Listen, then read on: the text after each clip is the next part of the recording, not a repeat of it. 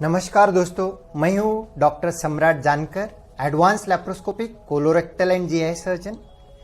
दोस्तों, क्या gall bladder stone की वजह से गॉल ब्लैडर कैंसर होता है? एक बहुत कॉमन और अहम क्वेश्चन है। बहुत सारे मरीजों को गॉल ब्लैडर स्टोन एक कॉमन डिसीज है।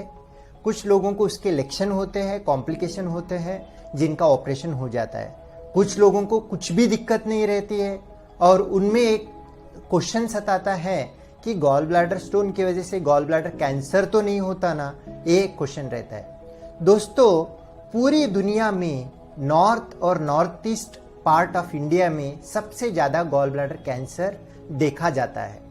गॉल ब्लैडर कैंसर जब भी समझ में आता है, यूजुअली स्टेज 3 स्टेज 4 में ही समझ में आता है। एंड जिन मरीजों का सर्जरी भी होता है उनमें प्रोग्नोसिस पुअर होता है और लाइफ एक्सपेक्टेंसी बहुत कम रहती है।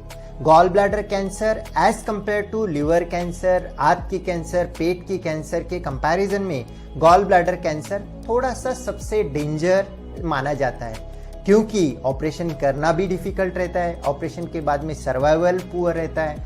ये सब चीज़ों के वजह से गॉल ब्लैडर कैंसर को एक बुरा कैंसर समझा जाता है। साइंस ऐसा मानता है कि बहुत सारे गॉल ब्लैडर कैंसर जो भी ऑपरेट किए थे उनमें लगभग 2 से 3% में gall bladder stone cancer specimen में देखा गया है, जिनसे साइंटिफिक एविडेंस ये बोला जाता है कि गॉल ब्लैडर कैंसर बहुत दिनों का गॉल ब्लैडर स्टोन की वजह से भी बन सकता है।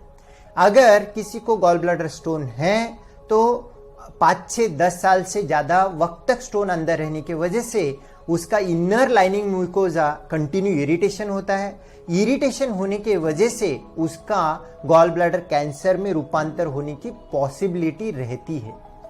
तो दोस्तों, अगर किसी को लंबे समय से गॉल ब्लैडर स्टोन होगा तो आपके नजदीकी डॉक्टर को या सर्जन, लैप्रोस्कोपिक सर्जन को दिखा के उसकी सही तरीके से विचार विमर्श करना चाहिए। अगर जरूरत होगा तो लैप्रोस्कोपी करके सिंपल लैप्रोस्कोपी से गॉल ब्लैडर स्टोन और गॉल ब्लैडर निकालना सबसे अच्छा तरीका ट्रीटमेंट का हो सकता है, रादर देन वेटिंग फॉर कुछ कैंसर वो बन ना जाए।